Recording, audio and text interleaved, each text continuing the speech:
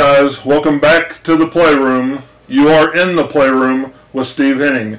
And for tonight, I have a big guest in every sense of the word. He is the royalty of roofing, the wizard of windows. He is my brother-in-law, Hanz Hoag. Welcome to the show. All right. How you doing tonight? Doing good. Doing good. Thank you.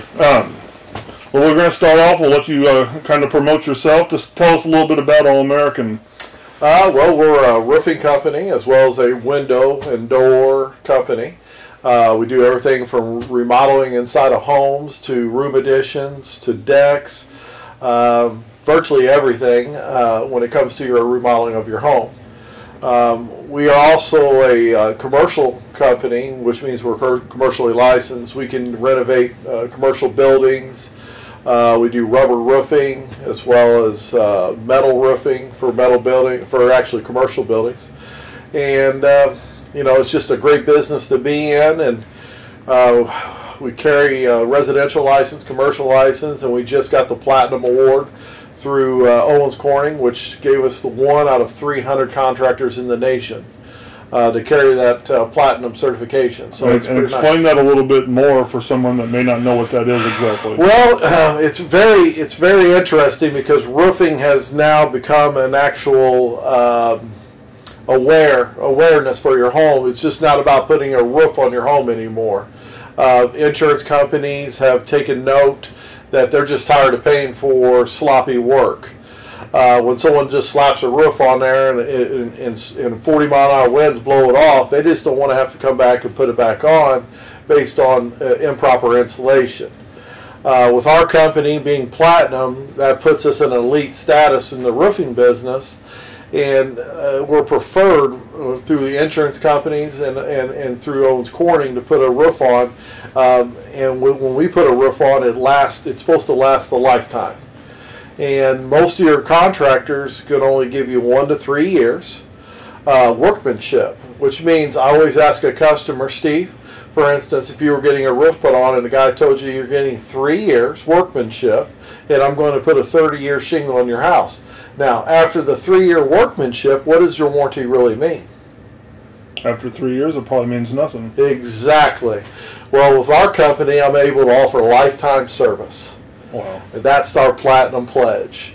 And with that being offered, we just got this certification at the end of December. So now we're trying to figure out how to make sense out of it for the public because a lot of people are just not really educated when it comes to installation on roofs. Okay. How can they get in contact with you or your business? Simply just call 812-746-1115, and that'll actually go to my personal phone, and we set appointments up, and it's free, absolutely no obligation estimates. Okay. And if I'm a new customer and I'm calling, I'm leaving you a message, I know you're a busy guy, I know you personally. The average person is not going to know that. What is the estimated time of a callback for a new customer? Within 60 seconds. Within 60 seconds? Yes. As soon as they call, I'm usually calling right back. All right. No matter where I'm at, what am I doing? Well, that you can't argue with that. No. Can they contact you through Facebook or any social media? Yeah, we actually have a really nice webpage. It's aahomeimprovement.biz.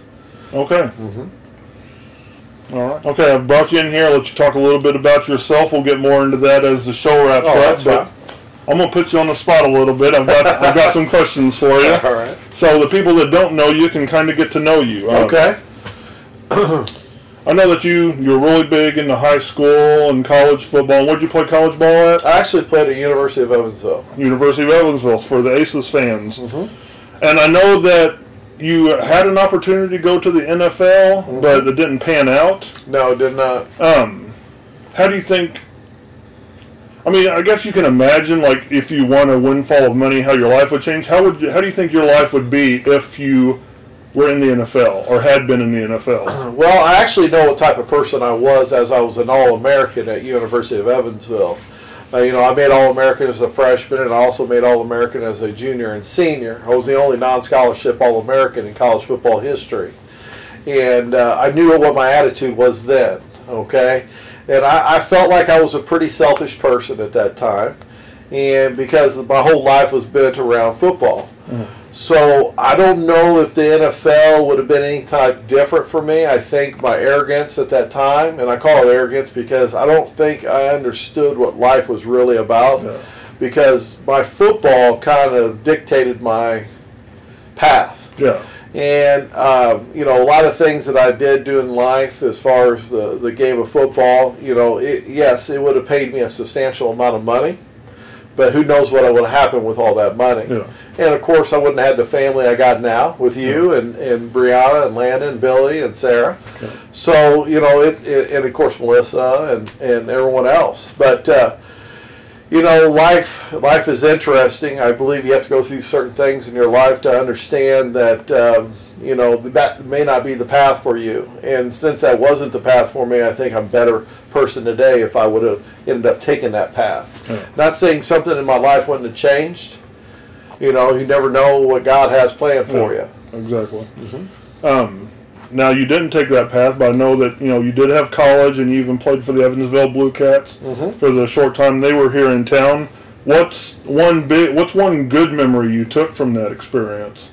Well, I could honestly tell you this. You know, coming from University of Evansville and being that it's a non-scholarship football team, and I made the All-American on the scholarship football team, nationwide, you know, I was on the same All-American team with Steve McNair. Okay. And a lot of people knew who he was. He was an all-pro quarterback for the Tennessee Titans. Yeah. I think when I received the All-American status, I think that was probably the biggest moment of my life in football, because I didn't think in any way, shape, or form that I was ever going to make that level of qualifications in as far as an All-American, because of what the school I went to. So that means I really dedicated myself, and I put a lot of work, and it showed, and it paid off. So ultimately, in the end, I think that was probably my biggest moment. All right. Okay. And everything you've accomplished, I mean, the football, I mean, and now with your business, it is very successful. I know how busy you are. Where do you find inspiration? Who do you look to? Where do you go for your inspiration? That's simple. My family. You know, when you run your own business, and when I say family, I'm talking about my immediate family, okay, because failure was just not an option when I went out on my own, which is one of the things that a lot of people don't understand. When you're running your own business, it's not about you. Yeah. It's about the people working for you. Yeah. And when you bring on more and more people, that means more and more people have to feed and have to eat and have, you know, and if you don't perform and do things the way you're supposed to do, they fail as well. And when they look up to you to make sure they're getting paid on Friday, just to make payroll, there's a lot of pressure. Yeah. And that'll change a person. Oh, I'm sure. So it makes you really, just like having a baby, it makes you want to get life serious. So that's one of the things I don't think would have happened if I would have went to the NFL. Yeah, definitely. Okay. All right. I know, again, I've said this 2 times already. I know how busy you are. Sure. What do you enjoy to do in your downtime, when you allow yourself downtime? I absolutely, positively love spending time with my kids and my family. If I could make a job where it's just me and the kids, Sarah and Billy, or just hanging out with you guys and all going on vacation, and if I won the lottery tomorrow, I would tell everybody to quit their jobs. We're going on a world vacation. Yeah, sign me up for that. Okay, that to me is the best downtime ever. All right.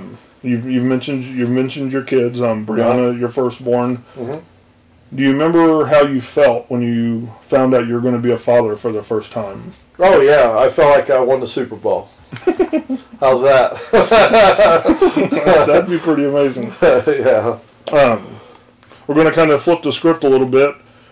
I noticed that you don't really get upset like a normal person, or I guess normal is an obscure term. All right.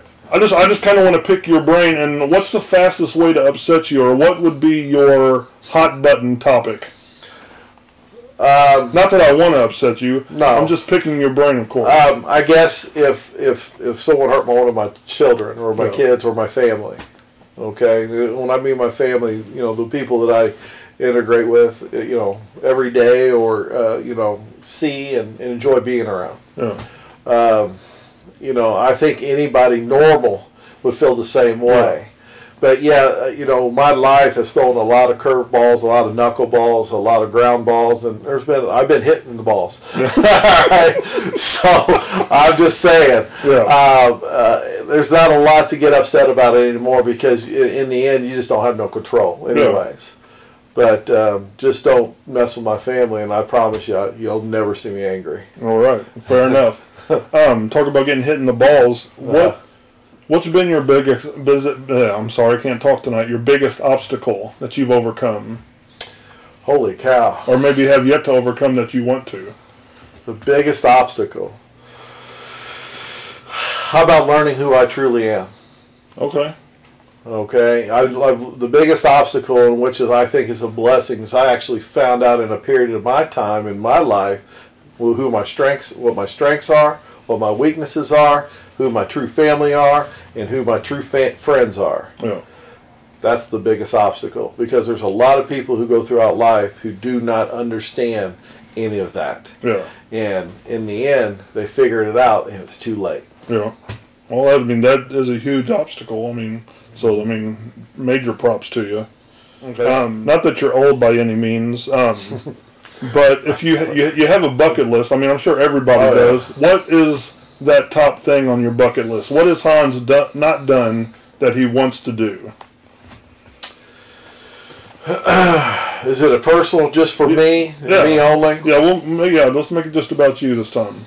Man, I'll tell you what, something I would love to do is, man, that's hard. Yeah. I would say probably go shark fishing. Shark fishing. Yes. Or be in a cage and a great white come by. I have a shark phobia.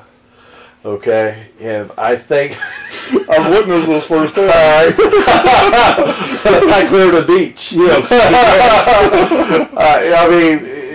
I think, me getting into a cage, being lowered down into the ocean, and there's sharks 15 foot, 18 foot, 20 foot swimming around me, looking at me like, that looks like a nice little Scooby snack. I think that would just be number one. So you just want to face your ultimate fear? I want to face my number one fear. All right, I can respect that completely. Get my next question here. I'm a little messed up at the time. I'm going to get a little serious on you. Okay. I know me and you have both lost our fathers. Sure. And, father is always an important role. I know yours was very important. Mine was my best friend.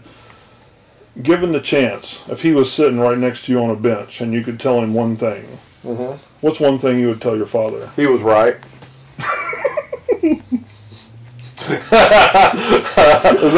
That's easy. Is that something he didn't know prior? Or? I tell you, I don't think I gave my dad enough props for the things that he saw, especially within my family. Not my wife and kid family, but my brothers, and outside, like my aunts, and just that type of family. There was things that he saw and knew that I took for granted because I was still wrapped up into thinking everything was warm and fluffy and pillowy, and everybody would get along no matter what. Yeah. And he knew better. And whenever the scales were removed from my eyes and I was able to be aware of what he saw and experienced, it made me want to tell him that he was right about a lot of things. That is truly awesome, and not any of the things I imagined you answering that question. And that, it's a truly awesome and honest answer, and I love that. Thank you. Got to end here with a couple of lighthearted questions. What just so people know, because people like to know this quirky stuff.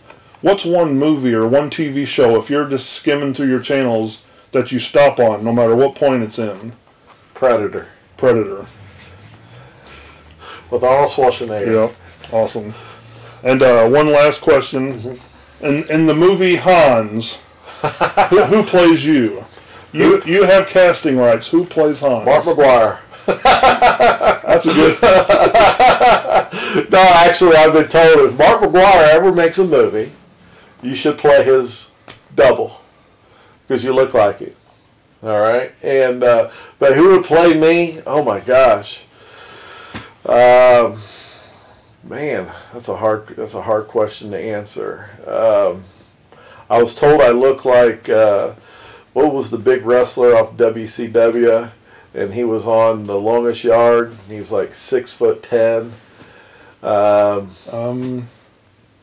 Kevin Nash. Kevin Nash. Yeah, I can see that. I've actually said that about you. Right, I think you're the one that might have said it. Okay, I may have been. Well, there it is. I'm going to throw a shirt on real fast because I want us to do something fun. Why don't you tell people your information again real fast? My name is Hanz, All-American Home Improvement. You can contact me at 812-746-1115 for all your home improvement needs. Okay, and something I've been wanting to do with you ever since I learned your name. I've wanted to do this. I wanted to do it for Halloween, and just for no reason. We need to do but it. You know what we're going to do. So if you want to start it. Well, I'm Hanz, and I'm Franz, and we're here to pump you up. Hanz, thank you so much for being here. All right, pal. See you guys next time in the playroom.